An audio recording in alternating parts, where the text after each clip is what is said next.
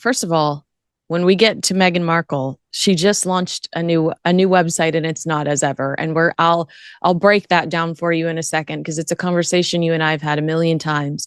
But when I spoke to you briefly last week, you told me that there was a lot going on when it came to the royals and the sporting world. So what did you witness out there? Did you have any encounters? And give me the latest on where royalty meets sportsmanship. Well, you're obviously going back to my sort of home territory, so you've basically given me a nice easy hit, haven't you? So to go in with sport and the royal family. Look, the Prince of Wales, obviously there was a big splash about his love of Aston Villa. I know we've talked about that, but it was sort of confirming everything that we know, and that basically he's like any sports fan who roots for a team. And at the same time, he then gets very nervous when his team loses and then starts going into a sort of superstitious meltdown like we all do about moving rooms, moving George here, probably moves Charlotte and says, you've got to go to bed now because we need my team to win now. Louis probably been told, sit quiet for a change and behave normally while my team are losing 1-0. But it just reflects his passion for Aston Villa. And as you know, I'm a season ticket holder.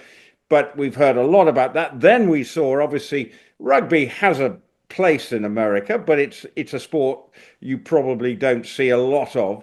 But the Prince and Princess of Wales were at the rugby game in Cardiff featuring Wales and England, which England absolutely walloped Wales. And we saw them in Cardiff having a good day out.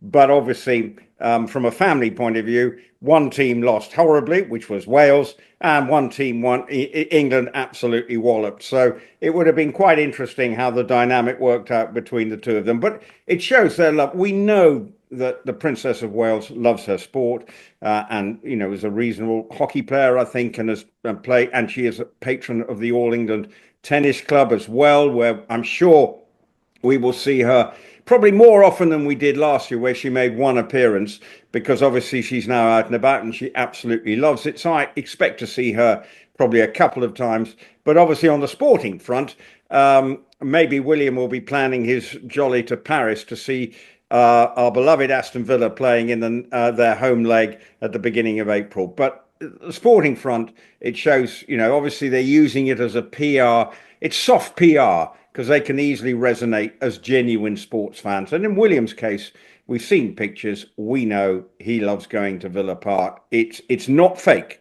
We know celebrities sometimes latch onto a football club. Tom Hanks is a celebrity fan of Aston Villa.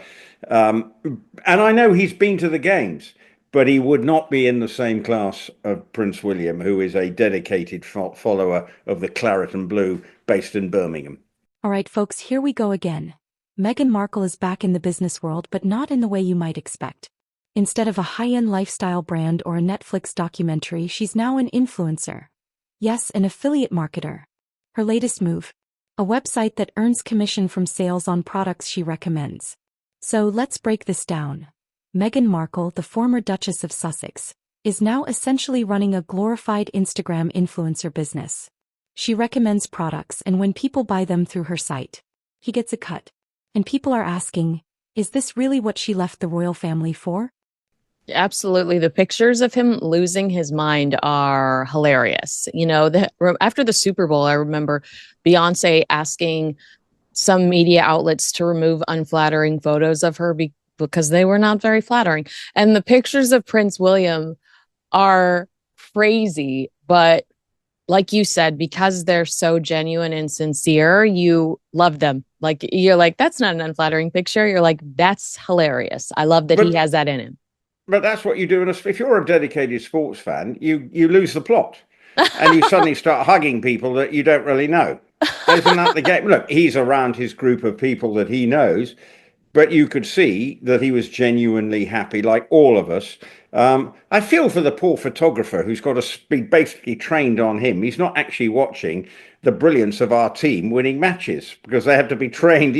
Your job, William shots. Okay, they go around the world, but it's good to see him enjoying being a normal person as much as he can be within the confines of his status.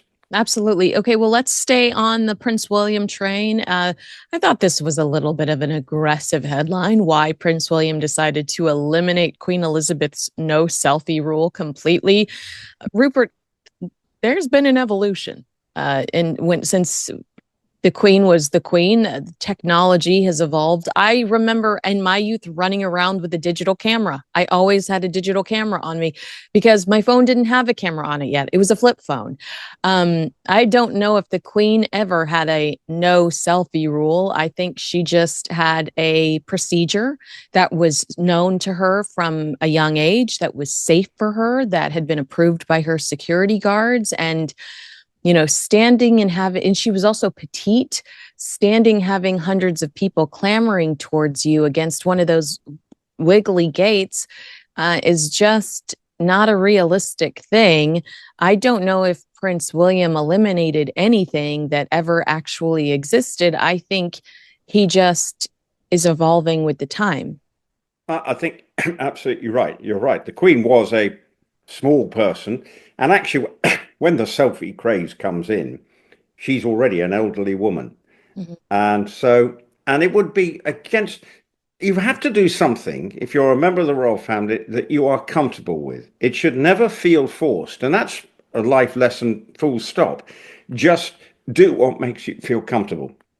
Being in the royal family, you're in a goldfish bowl, and when you're out, you know you have to go and give 100%. The Queen, if she suddenly started standing there and someone going posing for the Queen, that would be so against what she was about. I think we've seen the King do it occasionally, or he'll Mhm. suddenly be videoed out and about as we saw him on the streets. But I don't think he's yet quite ready for the King to become the king of the selfies. But for Prince William, it's natural. Yeah. It doesn't feel forced. Him doing it, he knows that he's engaged with that member of the public and made their day. Look at me. I've got um, a selfie with whatever, with the future king. It really is feels natural. And seeing where he's going, it probably does give the security people a little bit of a headache, but there's enough of them around to know. And as you know, they're fully aware of the situation, and I'm sure he's aware of the situation, and he will be picking his intended selfie victim carefully, I'm sure. And I think it's a perfectly normal thing to do in the modern royalty, as long as you don't overdo it. Don't think you've got to because then everyone will want it. You've just got to say, right, a couple here, that's it, move on, shake a few hands, hello, whatever, move on. But let's not make sure it's overdone, because then I think we'll go, maybe not, just stand back. But for those lucky people who get one, I'm sure they will treasure that, and it will be a photograph that's on their sideboard or whatever pretty quickly. Let's not forget, Meghan used to run a lifestyle blog called The Tig before she married Prince Harry. And after years of trying to rebrand as a Hollywood power player, she's now right back where she started. Except this time she's monetizing her royal connections. Now here's where it gets interesting. When Meghan and Harry stepped down from royal life, they claimed they wanted privacy, dignity, and independence. But what's more undignified than using your royal name to sell products for a commission? Think about it. Kate Middleton and Prince William are out here representing the monarchy on global diplomatic missions, and meanwhile Meghan Markle is out here pushing commission-based product recommendations. Can you imagine Princess Diana doing this? Because I sure can't. And the internet is not holding back. People are calling her the Duchess of Dollars, saying she's turned into a wannabe Kardashian, and let's be real. Is this really what she thought her legacy would be? It's funny because with both Prince William and Catherine, they have almost a strategy. It's like they go for the dog, they go for the baby. If you have if you come prepared with certain items. I mean, I'm going to be borrowing my nephews if I have to. They typically head towards the baby or the dog, and it's cute to watch them engage. Those are just really great moments when they engage with babies and dogs. He'll make a joke if he's with the Princess of Wales that no more babies, and then that's all the headlines are about how Catherine wants six more. But yeah, it's fun to see. I think the last time I saw him in person, was in London, and maybe it was for the coronation. But I couldn't believe how animated and kind and engaging he was with everyone, because we typically cover the gossip and the drama in this sphere. I imagined that his heart was still hurting over his brother, but it was everything I'd ever hoped for: over the top, silly, making jokes about how he couldn't get Catherine in the car, and just absolutely precious. So I'm not surprised that he's willing to take pictures with people. I think that's just who he is. And like you said, it's the way he grew up. I mean, he's probably taking selfies with his kids at home when they're, together. And it's probably a much more comforting thing for him. Talk to me about the selfie video he made for this British icon, and how his willingness to participate in things like this and use his camera phone is actually opening him up to so much more positive exposure. Well, it's a no-win. And yes, I'm sure there are viewers of Airs of Spares from around the world who would have come across the Great British Bake Off. And one of our iconic hosts of that was Mary Berry. And she has been around, I think would be the equivalent of Martha Stewart in the States, or someone like that. Just, the nation's favorite grandmother, or maybe in this case, great grandmother. But, so very endearing, yet she's still going strong, working, and yet her 90th birthday has been celebrated as if she is the queen of the nation. And so the prince did record this message, just saying, and quite cleverly saying, heaven forfend the person who's made the cake, because obviously you're under a lot of pressure to get it absolutely right. So it touched it right, and it's easy to do. Hi Mary, I want to wish you a very happy 90th birthday. You are a true national treasure, and we've loved working with you over the years. Have a fantastic day today.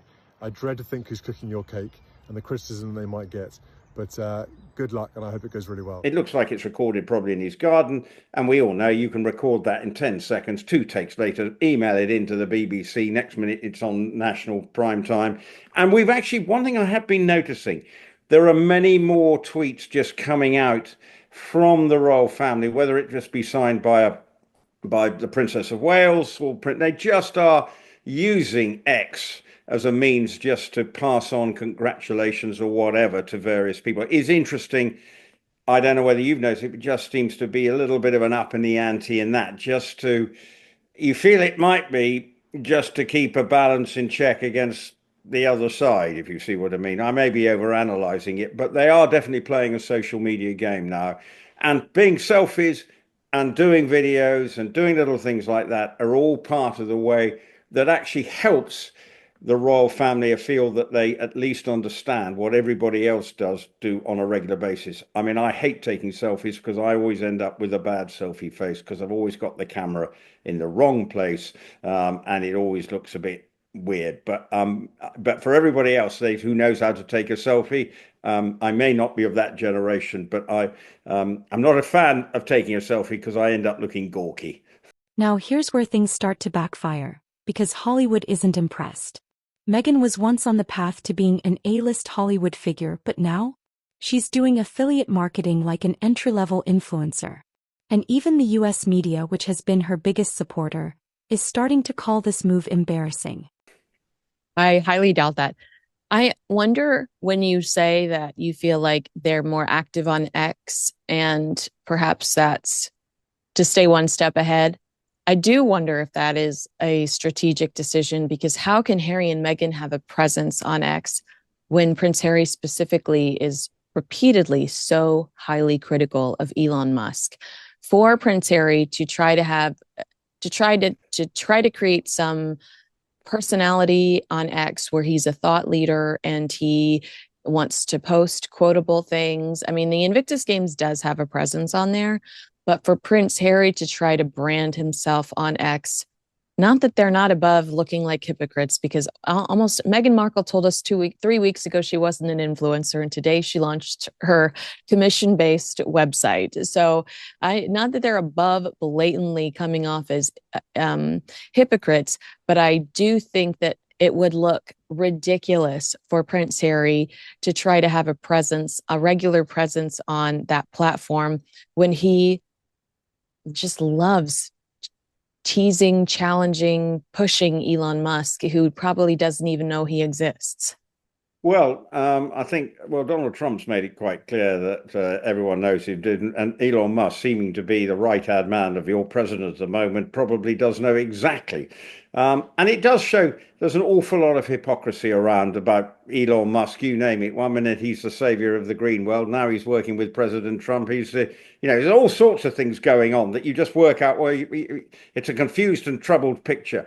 But in terms of the royal family, we have to look. There's an awful lot of hypocrisy within Meghan and Harry, because one minute they don't, as we always say, they hate being in the royal family. But my goodness me, when it comes to having embossed letterheads that looks royal and everything else that goes with it, it tells me they are basically they want their cake and eat it. And judging by Meghan's, it was a pretty dry cake in that program. I wouldn't have touched it. Sorry, I've just put that in there. It didn't look as if it was going. It sounded like it might have needed a lot of cream and custard to eat that one. But anyway, I digress.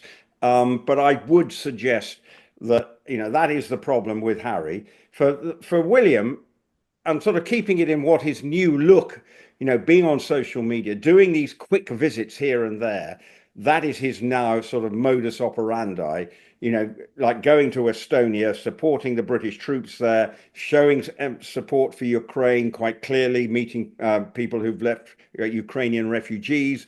It's all part of the way he wants to operate, which is a sort of, I think he was there for 36 hours, but a absolutely packed schedule so that he could get back, in his case, to be back with the children at the weekend and be pitchside watching his children play some form of sport. It's a very different approach instead of going on these long tours. I don't think we'll see that. But they will have to do the odd one, because you can't go to Australia for 36 hours. So they're going to have to look at how they manage their schedule. But of course, we are still in the recovery phase for the Princess of Wales. But let's be honest, she does look at the moment in good health, and things are going along nicely. So hopefully they will feel that it will be possible to do 4 or 5 day tours. And okay, holidays are always sacrosanct for them. So, but they can't just shut up shop for holidays. But you're right that Here's the truth. Real celebrities don't need to do this. Beyonce doesn't do affiliate links. Angelina Jolie isn't pushing discount codes. Meghan is acting less like a Hollywood powerhouse and more like a desperate social media influencer trying to stay relevant. And that's the real problem. Is Meghan running out of options? If she had actual Hollywood opportunities, why would she be turning to commission-based sales? I like that you mentioned that while these tours might be brief, they're using social media to magnify the impact. And I don't know if we acknowledge that enough, how clever that is. Because I still debate with people how important the mystery of the British royal family is. Actually, I think I told David Dimbleby I thought they should be on social media less. I think I fought that, saying it's so important that there's this mystery that surrounds them. But your argument is absolutely correct, that to maintain this work and home life balance that they have created around the Princess of Wales healing and cancer, cancer fight, they have to use social media to magnify and to amplify, I should say, their message, and to say, here's what we did, here's why we did it, here's how you can help. It has become such an important tool for them, because before social media, they did have to leave. Well, the Queen left 4 months at a time.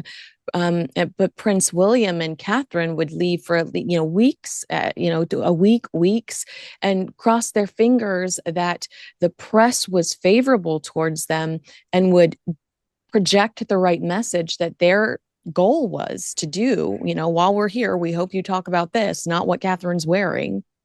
And now they have a little bit more control over the messaging and how the world views what they did, even if it's in a shorter amount of time. So I think that that's really important. David Dimbleby, if you're watching, I take it back, cut it out, cut it, remove, Well, fix and edit.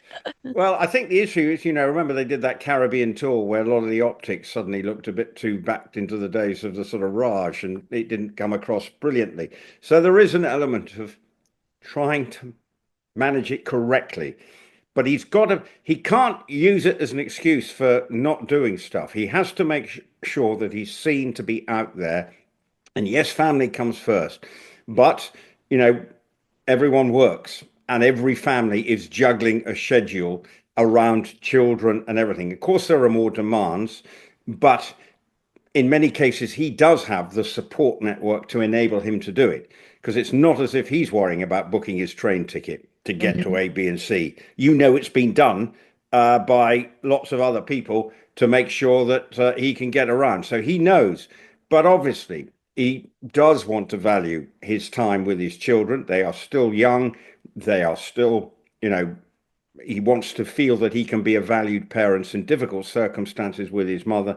But I do think the public he must be aware that whatever he does, he is able to give of his all, and the social media aspect enhances the publicity around what he's done, because obviously the Estonia trip was much talked about. We know Ukraine is focusing a lot of people's minds, and him being out there shows that the royal family are out there supporting our troops, of which is a very important part of being a member of the royal family, is being with our armed forces. It's a major downgrade from where she wanted to be. So what happens next? Is this just a side hustle for Meghan, or is this her last attempt at staying relevant? Because let's be honest, this is not what an A-list career looks like. At some point, Meghan needs to make a decision. Does she want to be a serious global figure, or is she happy being a glorified influencer? Because right now, it looks like Hollywood is closing its doors on her. Is there anything you wanted to add about the Estonia trip? I briefly spoke about it last week. I asked Dickie Arbiter if Prince William would be putting himself in danger at all. Dickie said absolutely not, that he wouldn't be going there. Were in danger. But I think I meant fanatically. Like, could somebody that's a fanatic about this war be angry over Prince William's clear position when it comes to Ukraine? And even so, maybe Prince William maybe Dickie was trying to say, like, look, that support team is impeccable, which is great. But did you have any feelings about it? Look, the royal family are the security threat would be assessed. Look, it was an exercise.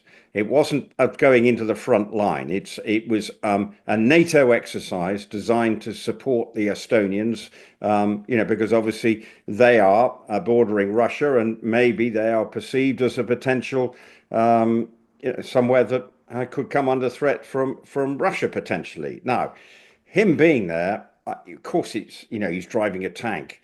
I mean, the only security issue there is he a good tank driver? But actually, he's probably not actually driving the tank. I mean, I've been in an armored personnel carrier, and there will be somebody down below who will be driving it. He's stuck his head above the parapet, and he's sort of like the commanding officer, I assume. But I don't think he was left hand down a bit, right hand down a bit. So that might have been the only security concern. But every royal trip has to be worked out from a security point of view. And as we know, if someone wants to get you, they will try and find a way.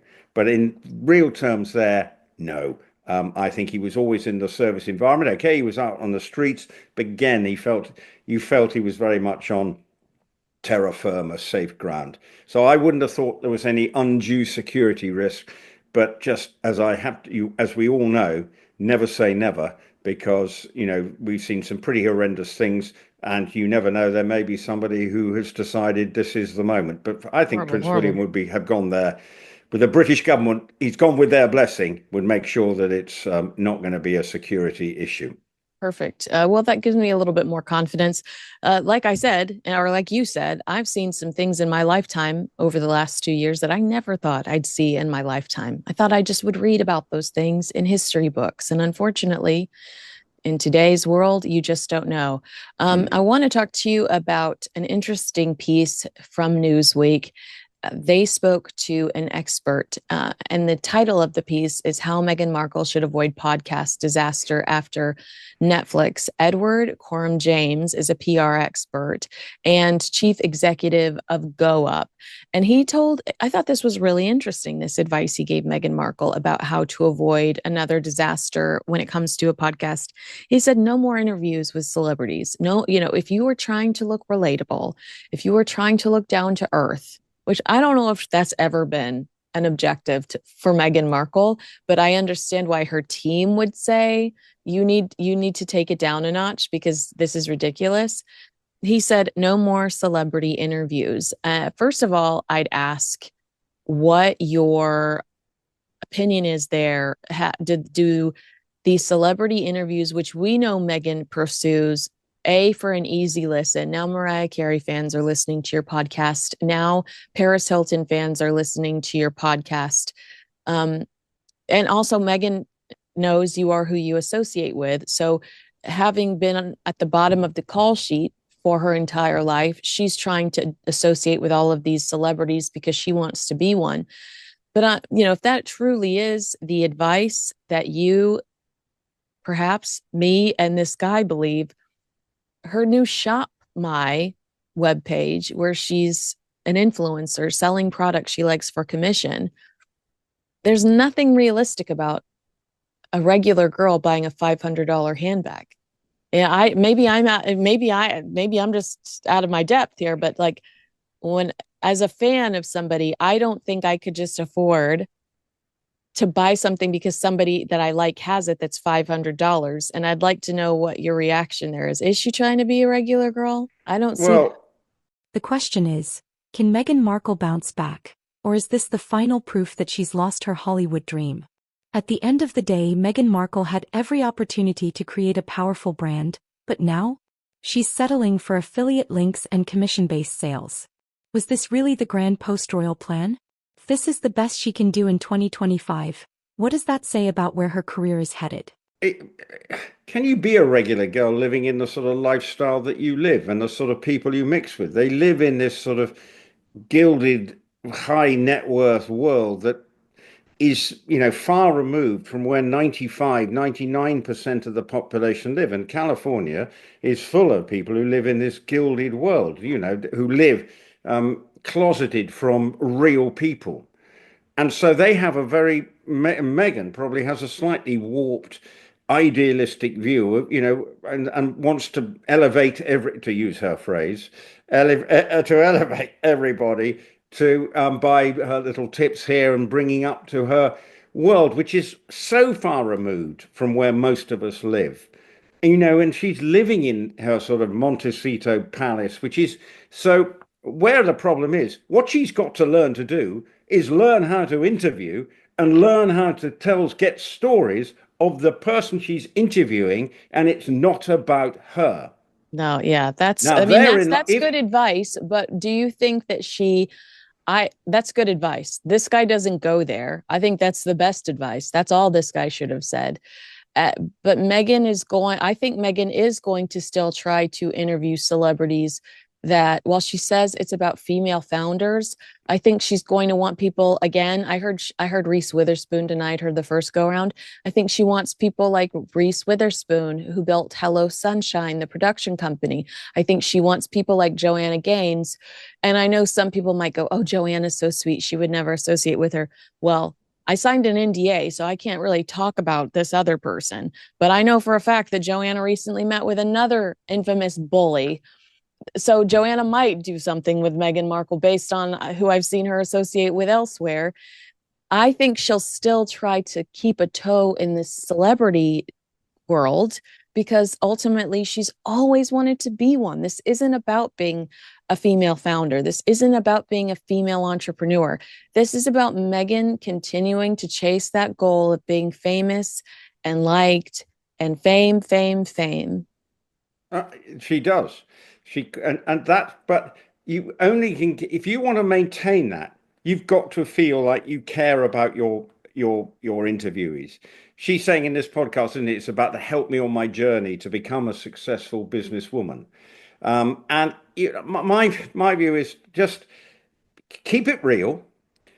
You know, you basically want to still be the Duchess of Sussex. 100%. That's it. And she is living off that, and there's no two ways about it. The reason people are interested in her, if she is because she is the Duchess of Sussex and married to a member of the royal family, although not a working member. You can rewrite it any other way you like. That's why she's getting traction. And that's what various people have said, whether it be Vanity Fair or other people. The only is that because of who she is and the anyway, I can't even say the word notoriety that goes with it. So that's where I feel she needs to step back and say, what are the good podcasts? They're the ones that are natural, engaging. And it's actually, if you're going to have a guest, you make them feel loved, appreciated, and you're gleaning something from them. Whether she's learnt that from the experience of the Archetypes podcast, then that remains to be seen. But I don't think, unless I've got it wrong, she takes advice easily. All right, folks, that's it for today's reaction. If you enjoyed this breakdown, hit that like button, subscribe for more in-depth commentary, and drop a comment below. Is Meghan Markle's influencer site a smart business move, or just another desperate money grab? Let's discuss.